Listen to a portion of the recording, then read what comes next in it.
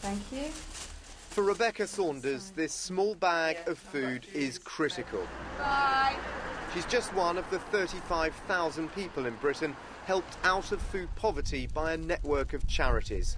With a disabled husband, she can't work, and without this help, she literally can't afford to feed her 2 children.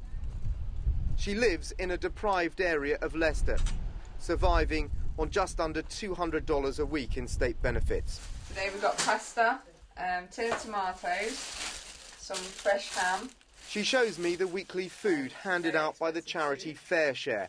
Without their intervention, all this perfectly edible food would be thrown away by supermarkets because of overstocking. It means her daughter Amelia gets a better diet, but every week is still a struggle, especially as winter approaches. Because I've got to have the eating on for the kids, and when they're poorly they're going to need extra vitamins and stuff like that, so they'll need more fruit and veg, and we just can't afford to do it on what we get. At the FareShare depot in London, more surplus food donated by supermarkets is packed for distribution. You might not think that food poverty was possible in a first world country like the UK, but FareShare says it is overwhelmed with demand. This is one of just 17 distribution centres around the country, which are set to get busier and busier as more and more people rely on food handouts simply to survive. It's a very, very real issue, and it's an issue that's getting bigger. And the principal reason it's getting bigger is because of the economic situation.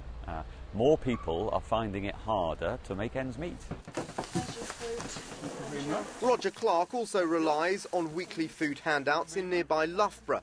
The Joseph Storehouse Christian Centre was set up to predominantly help the homeless, but it's increasingly seeing victims of job cuts like Roger swallowing their pride and asking for food. Thank you. Bye. It was very hard to start with to accept that I could have the food parcels, but without them I would be in a fair bit of trouble, so for me it's a godsend. Oh, that dad's making nice applesauce. The weekly battle to put food on the table made a little easier as Britain's poor struggle through what the Bank of England is describing as the worst financial crisis the UK has ever faced. Dan Rivers, CNN, Loughborough.